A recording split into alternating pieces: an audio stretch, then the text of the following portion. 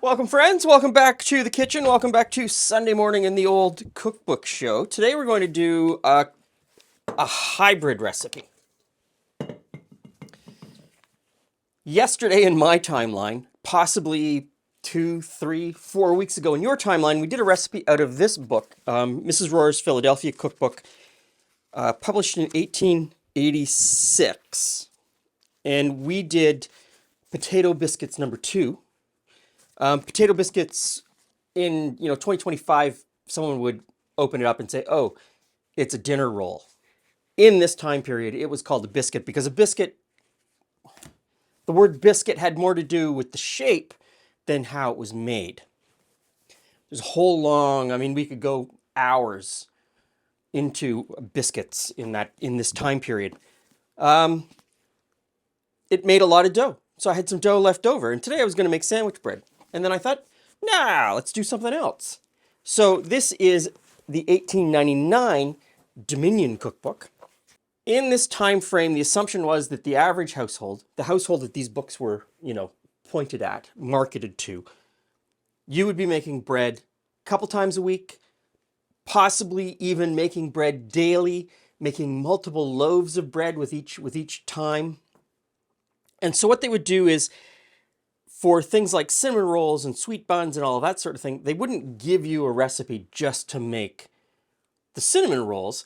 They'd say, carve out some of your daily bread and then do this to it. So that's what we're going to do today. This recipe is for Easter buns, not hot cross buns. And what they're asking for is some of your bread dough, and this potato biscuit dough from this earlier cookbook is fantastic for that. And we're going to enrich the dough with butter, with eggs, with sugar, and then it tells you to put them into tins or muffin tins and bake them.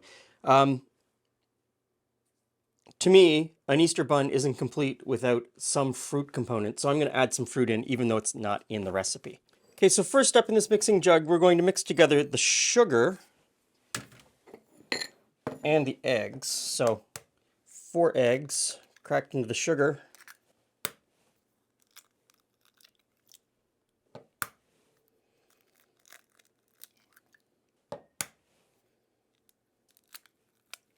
And give that a whisk. The recipe tells me to do this next bit by hand, but I own the machine. I'd be crazy not to use it. And I know that even with this machine, it's going to take quite a while to mix that much egg and that much butter into that bread dough. So we'll get the bread dough into our mixer. There we go. Goes in really nice. Get that onto the mixer with the dough hook.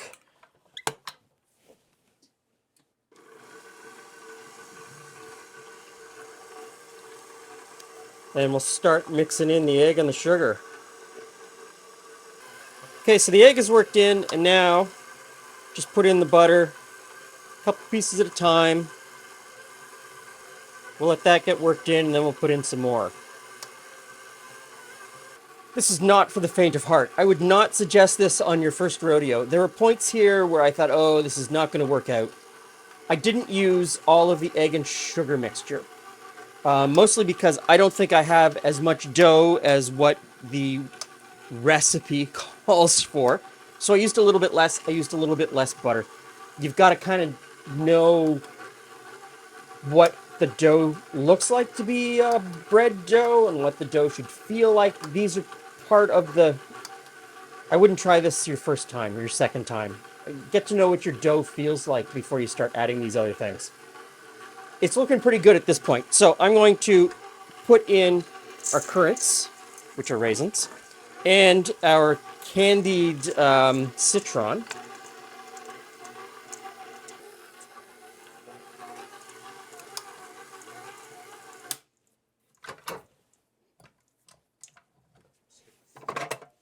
So there's nothing in the book about resting or rising, but resting and rising is part of the process. I kind of hate that you're supposed to know some things. That you get into these recipe books and they expect a certain level of knowledge in order to accomplish some of the tasks. You're building on knowledge that you already have. And yet, in other parts of the book, there are recipes for toast. How do you not know how to make toast, or a cup of tea or a cup of coffee, that sort of thing? But in this case, you do need to have sort of a base of knowledge. I couldn't portion this out now. It's too tense. It really does need to rest. So I'm not really worried about it rising at this point. I'm just going to let it rest for maybe about 35 or 45 minutes, something like that. And then we'll come back and we'll portion it out.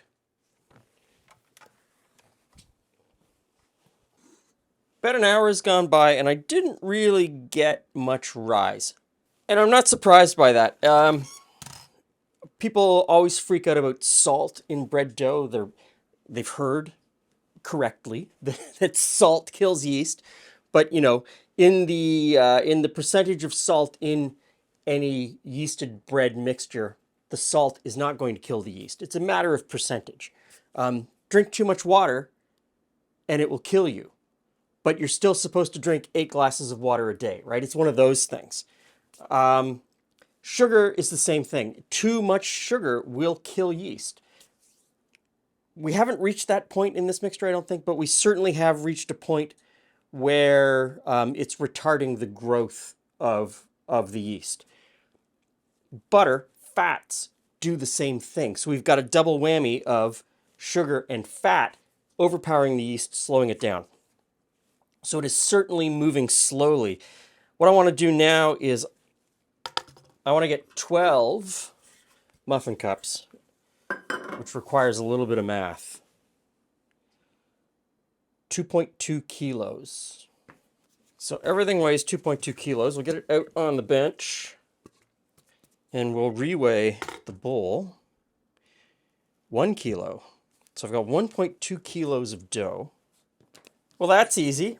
1.2 kilos of dough, I'm making 12 buns, 100 grams per bun. So let's see how well I can cut 100 grams. First, I'll get an idea of what 100 grams looks like. That's 110 grams. So I was pretty close on the first one. There we go, 100 grams of dough. So I'm going to break this up into 100-gram pieces, and then I'll do the shaping.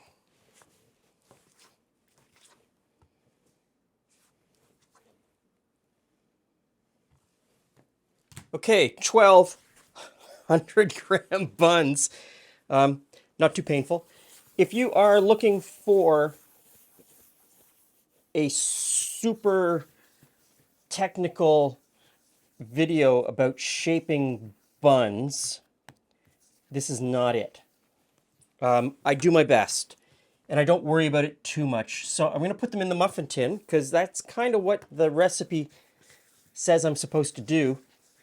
No flour on the bench for this operation. The dough is a little bit sticky. It is certainly buttery. And all I'm doing is holding it in my hand and rolling it around, and it's sticking on the bench and pulling taut on the top. So let's do another one. So piece of dough, cup it with my hand, and you'll see this finger's kind of pulling it back across the, and that stretches the top. And I'm rolling it around at the same time, and it gives a nice taut top, and the bottom starts to pull together. You really want the bottom to be a little bit tighter than that.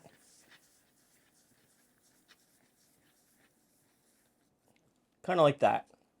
Listen, you can watch hundreds of videos of people doing this. And everyone's going to have a slightly little bit different of a secret. And you have to look at all of those things. But the only way to do this is get some dough and make it happen. And you're going to fail. You're not going to do great the first couple of times. And even after you've done it probably 100 times, you're not going to be all that great at it. Because a lot of the people that are showing you how to do this on YouTube or in videos or in instruction are people that do it day after day after day. It's what they do for a living. It's what they do for a job. They're going to be really good at it. Okay, last one. Into the cup, and we'll cover this with a cloth and let that rest for about 25 minutes. So I've got a bit more of a rise than I thought I was going to get. Let's try something. Again, not part of the recipe, but I've seen people do this. I'm just going to take a pair of kitchen shears and I'm going to cut just a little cross in the top. And we'll see what happens. I'm only going to do it for half of them. It says to cook in a quick oven for 20 minutes. So the oven is preheated to 425. And in they go.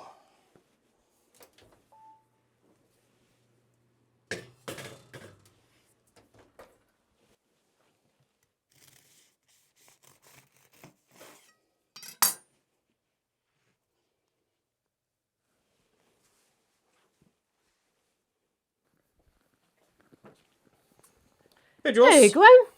Hey, friends. I give to you Bun? Muffin? Easter bun from the 1899 Dominion Cookbook. Easter bun. Yes, So is it... it's the Toronto, Canada Protestant 1800s version of a hot cross bun. Okay. Because it can't be too extravagant. And so it's a bun that uses bread dough that you've already made for something else. So I used the potato biscuit bread dough. That's a great way to do stuff, right? Yeah. Just, hey, don't... Just use something you got. Yeah. But the texture looks great, doesn't it? Tastes great like those potato buns did. Mm-hmm. Nice and soft. So soft, great texture. Not sweet from the sugar really at all. You can kind of feel that the butter's been put in based on having the biscuits. Mm-hmm. This called for no fruit. There was no fruit or flavoring.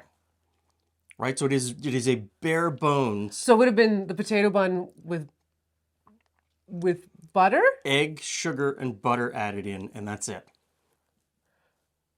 Okay. I like the fruit. I might have put a little bit more fruit in, but So you were so I first time, right? So I put some fruit in. I probably could have put in quite a bit more fruit. It could stand with maybe a little bit of cinnamon, maybe a little bit of nutmeg to give that more classic, what we now think of as a hot cross bun. When I was making it, I thought, maybe I should tip in some lemon essence or maybe a little orange essence to ramp up some of that fruit flavor. But as it stands, It's kind of like the butter and the egg add a little something to it. It's not quite the same as the it's an enriched bun. Like it is an enriched bun. Not quite as brioche, because again, 1899, Toronto, Canada. Can't be, too much. It's that in between. It's not a brioche. Yep. But it's not just a dinner bun. Where the potato Was a dinner was a dinner bun. roll. So, like I said earlier, if this is your first rodeo, maybe don't do this. Right?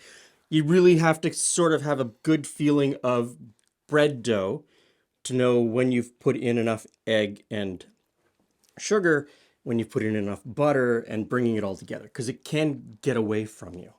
But it is, once you get to know your bread dough, it is a great way to sort of cut some off. And these could have been cinnamon rolls. There could be other flavorings in here. Yeah. There could be different fruits in here. Don't think of the bread you're baking just as sandwich bread. Think of it as a dough that you can use for other things. It's like everything. It's the base, and then you add base. these things, Yep. and it's something completely new, and you can work it in a different way. Make it flat, put some tomato sauce on it and some pepperoni, and it's a pizza. Really, you got to sort of think. Don't be afraid. Yeah, you got to think of bread dough as sort of this multi thing that you can deal with in different ways. These are pretty good, but I think next time I would add a little bit more flavoring or a little bit more fruit. There you go. Thanks for stopping by. See you again soon. Chicken shot, chicken shot. You're gonna need a chicken shot for that last.